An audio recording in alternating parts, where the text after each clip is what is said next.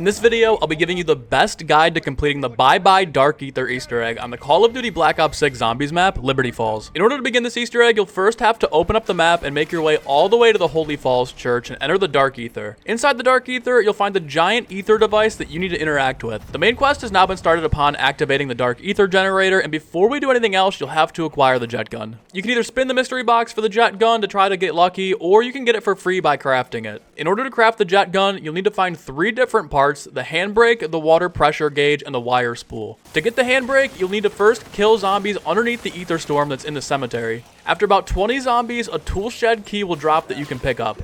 Take the key to the tool shed, which can be found next to the crafting table when you head down the main street to the right side of the church. Unlocking the tool shed will allow you to pick up the handbrake. The next part to find is the water pressure gauge. Head to the front of the flower shop located near Speed Cola. On the bench next to the flowers, you'll find a water nozzle turner that you can pick up. Take the nozzle to the bowling alley, and on the right side of the lanes, biff open the box housing the pressure gauge. You can now attach the nozzle to the pressure gauge and begin turning it. This will start a bit of a holdout, so if you're in solo, be mindful of the zombies that are spawning around you. After the nozzle has been completely turned, you'll be able to pick up the water pressure gauge. The last item for the jet gun is the wire spool. In order to get the wire spool, take a mangler cannon over to the electronics superstore that's in front of the comic shop. Use the cannon to blast open the fence, giving you access to the store. On the ground, you'll find dig piles with random rewards, one of which being the wire spool. After you have all 3 parts, head to the motor lodge, and on the 2nd floor, zombies will break out of the hotel room at the end of the hallway. After you clear them all out and make your way into the room, you'll find the build table where you can craft the jet gun. Now that you have the jet gun, it's time to find 3 parts of the L.T.G device. This is super simple. All of the parts are located outside of the map and need to be acquired using the suck function of the jet gun. The first is in the ceiling of the comic book shop above the counter. The second is inside of the church to the left side of the balcony. And the third part is in the window above Speed Cola. To get the one above Speed Cola, jump off of the roof onto the truck and suck from there. Once you have all 3 parts, the L.T.G can be crafted at the build table above the Alamo. The next step in the Easter egg is to place the L.T.G device underneath the ether storm in front of the water near spawn. Placing the L.T.G down will start a 60-second holdout where you have to defend it from the hordes that are spawning in. If the zombies take the device, progress to the next round and try it again. However, if you successfully hold off the zombies, either a Mega Abomination or Mega Mangler will spawn. Before you take down the Mega Bosses, you'll have to run up to the church and pick up an ether canister from the device that you activated to start the main quest. Once you have both the ether canister and the Mega Bosses spawned in, you have to get the Mega Boss down to extremely low health. Be careful not to kill it completely off, otherwise you'll have to wait another round to call them back in and get it weak again. Once your Mega Boss is at extremely low health, activate the Dark Aether field generators that are on the map and lead the boss into it. Make sure again that you're holding the canister while doing this step, otherwise it won't work and you'll have to do it again. Once the boss walks into the trap, get as close as you can to it and then kill it off. If done correctly, the boss's essence will be sucked into the ether canister you're holding, and you'll have 90 seconds to walk the canister up to the church and place it back into the device. When the fully charged canister is placed into the device,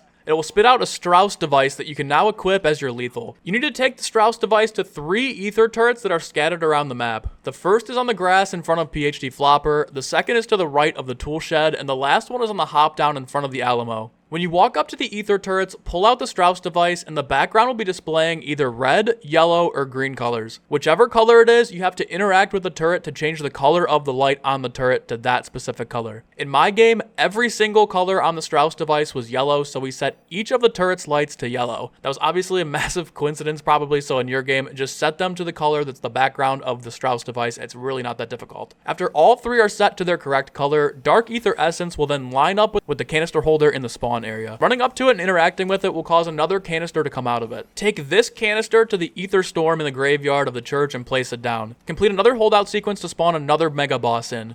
Do the exact same thing you did earlier where you got the Mega Boss to low health and then killed it in an ether trap while holding out the canister.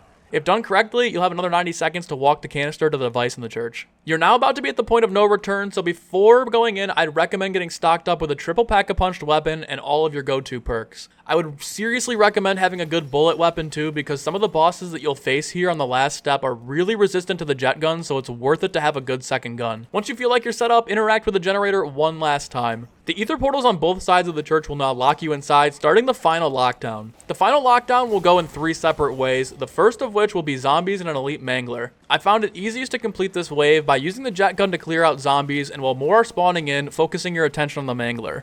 After clearing out the first mangler, the same wave will now repeat itself, except you'll be tasked with taking out 2 elite manglers. Do the same thing as earlier, clear out the zombies with a jet gun, and then just focus on the manglers. After you complete 2 waves, the final third wave will be 2 elite abominations and 4 elite manglers that will all spawn in on top of the continuously spawning zombies. This is obviously going to be the hardest wave, so do your best to take care of the zombies with a jet gun and then focus on the bosses. I would suggest working on the manglers first instead of the abominations because their cannon blast can stun you and do a ton of damage to you while you're just running around. Once you clear off this final phase, all players will down and the end cutscene will play. After the cutscene, you'll have either the option to end the game or spawn back into the map with a special reward. If you choose to spawn back in, you'll be gifted with legendary loot, including a ray gun and a free perkaholic. If you found this tutorial helpful, be sure to leave a like and subscribe for more Call of Duty Black Ops 6 Zombies guides. Have a good one and stay safe.